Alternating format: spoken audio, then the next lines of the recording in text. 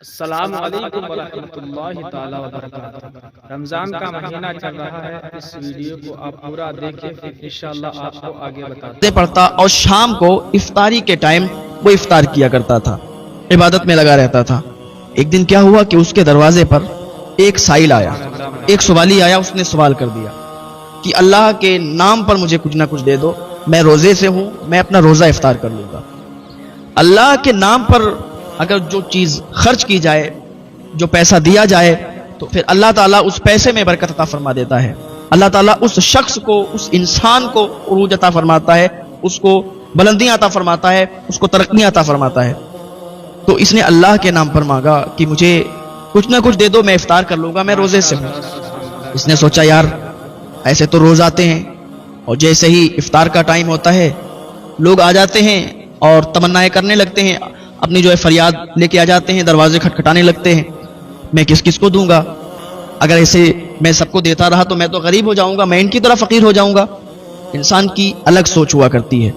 کچھ لوگوں کی ایسی سوچ ہوتی ہے کہ یہ تو ہر دن مانگنے والے آ جاتے ہیں، یہ تو اپنا بس گھر بھر رہے ہیں، اپنی جھولیاں بھر رہے ہیں، ان کو نہیں دینا چاہیے، ان کو دینے سے مال گھٹتا ہے۔ ارے بھائی وہ تمہاری سوچ ہے، یہ تمہاری غلط سوچ ہے کہ اگر تم کوئی چیز اللہ کی راہ میں دیتے ہو، اپنا مال صدقہ کرتے ہو، تو وہ مال گھٹتا نہیں ہے، بلکہ اللہ تعالیٰ اس میں برکت عطا فرما دیتا ہے، اور وہ مال اور بڑھا کرتا ہے۔ اللہ کی راہ میں خرچ ہونے والی چیز، اللہ کی راہ میں آپ کی کوئی چیز کو صدقہ کر دیں، وہ گھٹا نہیں کرتا ہے، بلکہ اللہ تعالیٰ اس میں برکتیں عطا فرماتا ہے۔ تو اس نے اس کو کہا کہ تم یہاں سے نکل جاؤ، میں تمہیں نہیں دے سکتا، ایسے میرے دروازے پر روز آتے ہیں، روز تمہاری طرح کہتے ہیں، میں کس کس کو دوں گا؟ ہر دن اگر اسی طریقے سے میں بانٹتا رہا نا تو میرا مال کم ہو جائے گا، میں تمہیں نہیں دے سکتا۔ اس نے کہا اب یقین کریں میں روزے سے ہوں، اب مجھے تھوڑا سا کھانا دے دیں، میں اپنا افطار کر لوں گا۔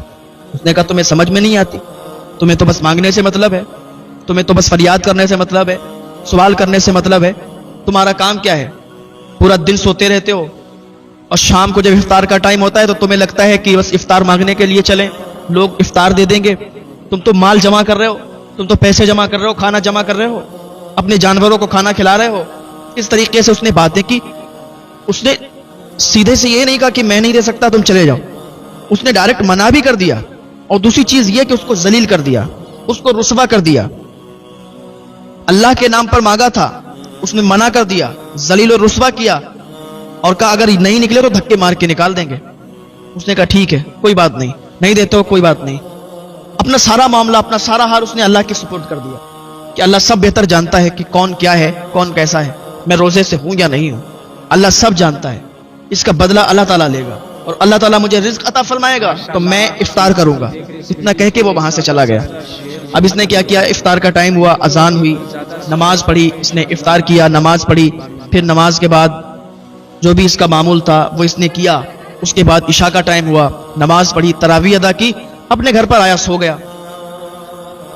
جب آنکھ لگی تو خواب دیکھا۔ خواب میں کیا دیکھتا ہے کہ قیامت برپا ہو گئی، قیامت برپا ہو گئی، اور اس کے جو اعمال ہیں وہ ایک ترازو میں رکھے ہوئے ہیں، اعمال تولے جا رہے ہیں۔ اس نے کیا دیکھا کہ اعمال بکھر رہے ہیں، اعمال ادھر ادھر گر رہے ہیں، بکھر رہے ہیں۔ اس نے کسی سے پوچھا کہ میں نے تو عبادت بھی کی، میں نے تو نمازیں بھی پڑھی، میں نے روزے بھی رکھے، میں نے پابندیاں کی ہیں، لیکن میرے جو اعمال ہیں وہ بکھر رہے ہیں، ایسا کیا ہے؟ تو ایک فرشتے نے کہا کہ واقعی تو نے عبادت کی ہے، واقعی تو نے روزے رکھے ہیں، تو نے نمازیں ادا کی ہیں، لیکن تو نے اللہ کے ایک بندے کو ذلیل کیا ہے، تو نے اللہ کے ایک بندے کو رسوا کیا ہے۔ تیرے دروازے پر اللہ کا ایک بندہ آیا تھا، اس نے اللہ کے نام سے تجھ سے سوال کیا تھا، تجھ سے افطاری کے لیے کچھ سامان مانگا تھا کہ وہ روزہ افطار کر لے، لیکن تو نے نہیں دیا۔ صرف تو نے منع ہی نہیں کیا بلکہ اسے رسوا بھی کیا، اسے ذلیل بھی کیا۔ اور اللہ تعالیٰ کو یہ پسند نہیں ہے کہ اللہ کے نام سے کوئی مانگے پھر وہ بندہ اسے رسوا اور ذلیل کر کے بھیج دے۔ ہمارا معاشرہ بھی ایسا ہی ہے، اگر دروازے پر کوئی مانگنے والا پہنچ جائے تو سمجھتے ہیں کہ مال گھٹ جائے گا، اس کو ایک کٹوری دو کٹوری آٹا دینے میں بہت بڑی بات سمجھتے ہیں کہ مال ہمارا گھٹ جائے گا، لیکن ان کو یہ پتہ نہیں ہے جو مال اللہ کی راہ میں خرچ ہوتا ہے اللہ تعالیٰ اس میں برکتیں عطا فرماتا ہے، اس میں اللہ تعالیٰ برکتیں پیدا کر دیتا ہے۔ یہ ہماری سوچ ہے جسے ہمیں اپنے ذہنوں سے نکالنا چاہیے۔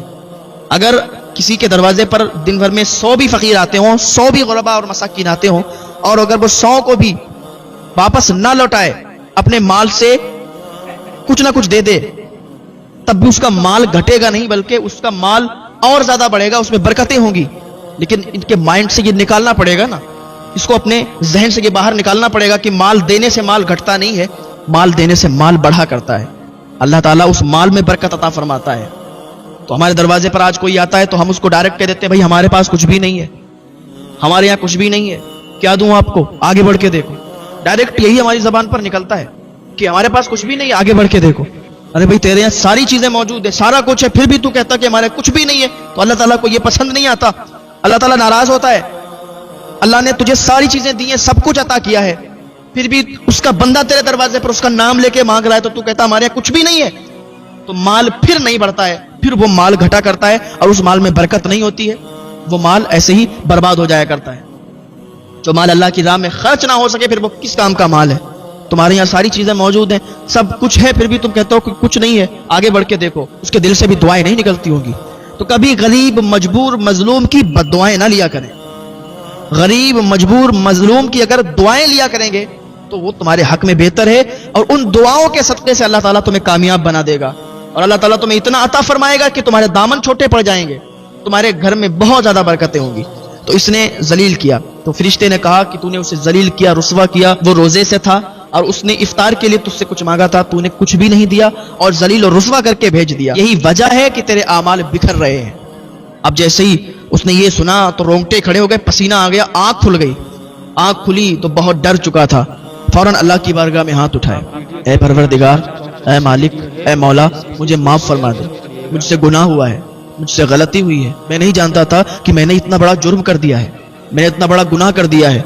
मैं समझता था कि दरवाजे से फकीर को भेज दूंगा तो उसका कोई जुर्म नहीं, उसका कोई गुनाह नहीं, लेकिन या अल्लाह मुझे माफ फरमा दे। आज से मैं सच्ची तौबा करता हूं कि आज से मेरे दरवाजे पर कोई फकीर आएगा ना, उसको कभी खाली हाथ नहीं लौटा लूंगा, उसको कुछ ना कुछ जरूर दिया करूंगा।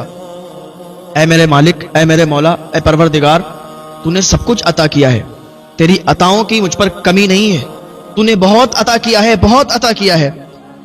ऐ अल्लाह, मैं वादा करता हूं मेरे दरवाजे पर कोई आएगा वो खाली हाथ नहीं जाएगा। और अल्लाह ताला फरमाता है कि मेरे बंदे आ तो सही, मैं तेरी तौबा कबूल फरमाने वाला हूं, मैं तेरे गुनाहों को माफ फरमाने वाला हूं, तुझे बख्शने वाला मैं हूं, तू आ तो सही। बंदा एक बार सच्ची तौबा कर ले, अल्लाह ताला फरमाता है सारे गुनाह माफ कर दिए तेरे। एक सच्ची तौबा से अल्लाह ताला ऐसे गुनाहों को माफ कर देता है जैसे उसके कोई गुनाह नहीं है। लेकिन एक हुकूकुल्लाह होता है, एक हुकूकुल अब्द होता है।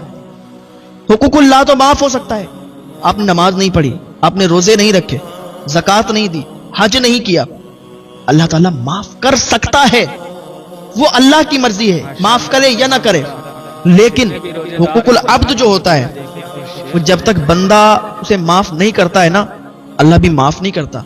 आपने किसी का दिल दुखा दिया, किसी को जलील और रुसवा करके उसे मजबूर कर दिया, किसी पर जुल्म कर दिया, किसी के पैसे खा लिए, किसी को नाहक आप परेशान कर रहे हैं, उसका दिल दुखा आपकी वजह से, तो जब तक आप उससे माफी नहीं तलब करेंगे अल्लाह ताला आपको माफ नहीं करेगा। इसने उसी रात के सन्नाटे में अल्लाह की बारगाह में हाथ उठाए और सच्ची तौबा की, और सच्ची तौबा करने के बाद सुबह ये तलाश करने लगा उसी इंसान को, उसी फकीर को। कई दिन इसने तलाश किया, उसके बाद वो ऐसी जगह पर मिला जहां पर गुरबा और मसाकीन उनका डेरा लगा हुआ था, वहीं पर सारे लोग मांगने वाले जमा थे, तो वहीं पर वो बैठा मिला। इसने उसके पास जाके और उससे माफी तलब की और कहा मुझे माफ कर दे भाई, मुझे नहीं पता था कि मैंने ये इतना बड़ा जुर्म कर दिया है, इतना बड़ा गुनाह कर दिया है, भाई मुझे माफ कर दो। उसने कहा कि ठीक है जाओ, मैंने तुम्हें माफ कर दिया। अरे मेरा क्या है? उसने कहा मैंने उस टाइम भी तुम्हें कुछ भी बुरा भला नहीं कहा, तुमने मना कर दिया तो कोई बात नहीं, मैंने सारी शिकायत अल्लाह को पेश कर दी कि ऐ अल्लाह तू ही जान, क्योंकि मैं अपना सारा हाल, अपना सारा मामला अल्लाह के सुपुर्द कर देता हूं। और जो अपना सारा हाल, जो अपना सारा मामला अल्लाह के सुपुर्द करता है तो फिर अल्लाह ताला उसका बदला लिया करता है। अगर कोई मजलूम है, कोई जुल्म कर रहा है, एक जालिम है, एक मजलूम है, और जालिम जुल्म कर रहा है, मजलूम अगर सारा मामला, सारा हाल अल्लाह के सुपुर्द कर दे कि अल्लाह ताला तू ही इसको निपट, तू ही इसका बदला ले, तो अल्लाह ताला जालिम को तबाह बर्बाद कर देता है। हाँ, मजलूम की बद्दुआ بہت اثر رکھتی ہے. ادھر مظلوم کے ہاتھ اٹھتے ہیں، ظالم کو اللہ تعالیٰ تباہ کر دیتا ہے.